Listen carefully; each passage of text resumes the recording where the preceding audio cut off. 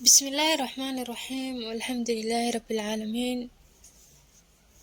waxaan muuqaalkan ku baran doonaa hadii Ilaahay ka raali noqdo duco salaada subax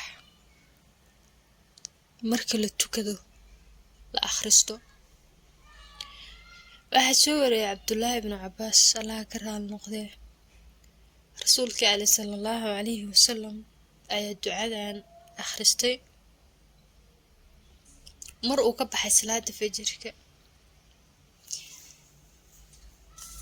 waxa aan dhahaysaa hadii Ilaahay ku waafajiyo اللهم إني أسألك رحمة من عندك اللهم إني أسألك رحمة من عندك تهدي بها قلبي وتجمع بها شملي وتلم بها شعثي وترد بها الفتنة عني وتصلح بها ديني. اللهم إني أسألك رحمة من عندك تهدي بها قلبي وتجمع بها شملي وتلم بها شعثي وترد بها الفتنة عني وتصلح بها ديني. aad bay u qiimo badan tahay ducadan run ahaantii qofka inuu bartaana muhiim bay u tahay. intaana kuma eko ducada intaan way ka dheertahay aad bay u dheertahay hadii la dhammaystiro dadku way iska cararayaan. sidaas darteed haaf u horeeya ayaan soo qaadanay waxa uu ka hadlayana ma malaysan kartid intaan haddii aad ku duceysato kaa badan.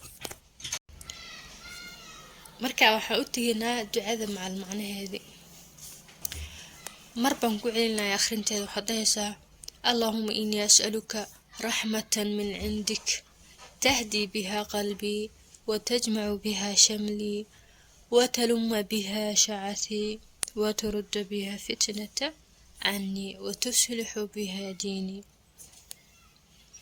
وحلقوا اللهم إني الله يو أنيقا أسألك وحن كويدي سنايا رحمة نحريست هذا أما الرحمة هذا من عندك يعني رحمة أديقا دنكاقا كأحاتي نحريس أديقا حقاقا كسعوتان إلهيو كابر يا نحريس تاسو تهدي بها قلبي أد قلبي يقو هذيسو أو خيرك يقو وافجيسو أو يقلي حسو يعني waxyaabaha fasahaadka keeno oo dhan in qofka qalbigiisa Ilaahay u xasiliyo waxay anfacayana uu fahamsiiyo.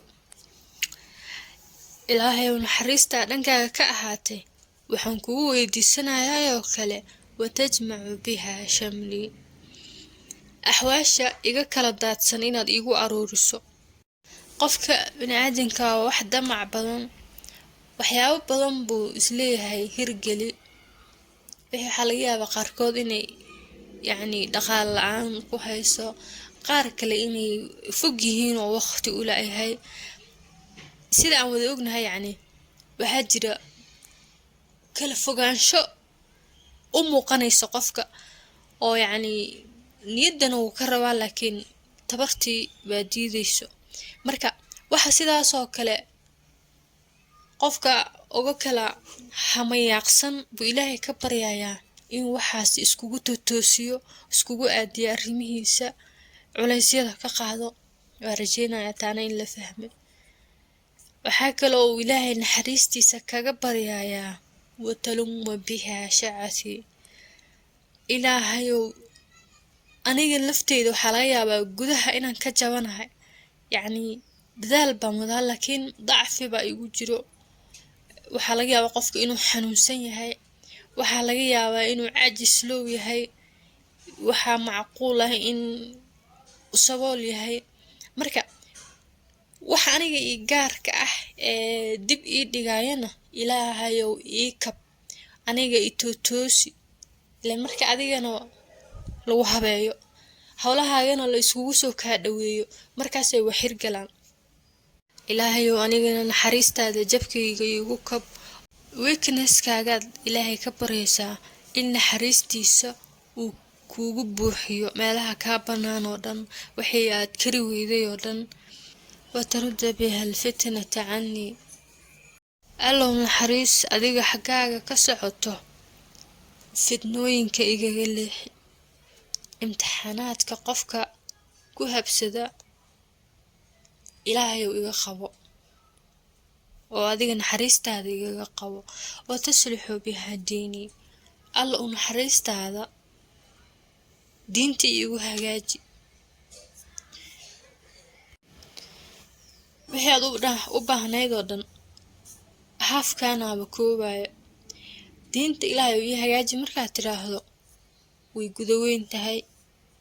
inaad barataa ka mid ah, inaad ku dhaqanta intaa taqaanaa qayb ka ah. qodobkan u dambeeyo oo wataslixu biha diinii ah, keliya haddii alle kuu hagaajiyo adduunyadan ayadaaba iska hagaagayso. laakiin haddii ay diinta kaa halowdo, labada meeloodba waad ku qatan tahay. waa duco fudud haddana macno weyn ku fadhido. naxariista ilaahay baad dalbanaysaa, barakaad baad heli doontaa haddii ilaahay kaa aqbalo. subxii aa ka tegin ducadan yarta ah, akhriso.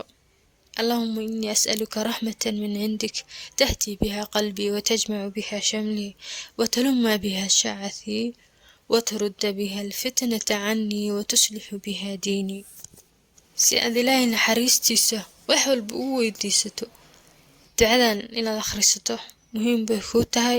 sidaas daraadeed waxaa fiican in aad ku darsato listiga adkaaraa aad subaxii akhrisanayso.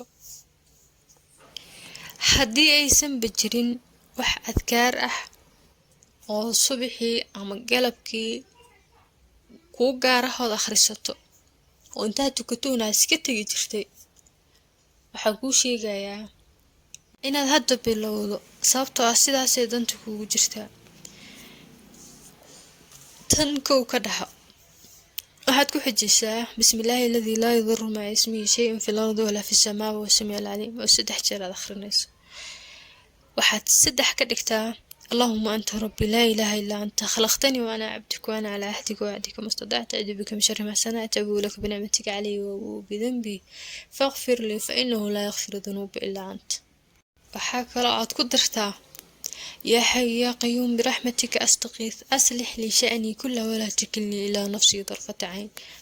haddii ilaahay raali ka noqdo, marbaan ayagoo hal cashir ku jira soo gelin doonaa oo macnahoodiina wata. intaana waa ay ka badan yihiin. waxaa rajeynayaa in aad wixii hadda ka dambeeyo ilaashan doonto nimcooyinka ilaahay kusii adkaaraan aan ka hadlayno. nimcooyinka aad haysatana waa lagu ilaashadaa, kuwa kaa dhimanna waa lagu dalbadaa. haddii marka adiga aad iska socoto waxaabaada waxba ka ogeyn, khatar baad ku sugan tahay. waa mahadsantihiin. muuqaalkana intaas ayuu ku egyahay.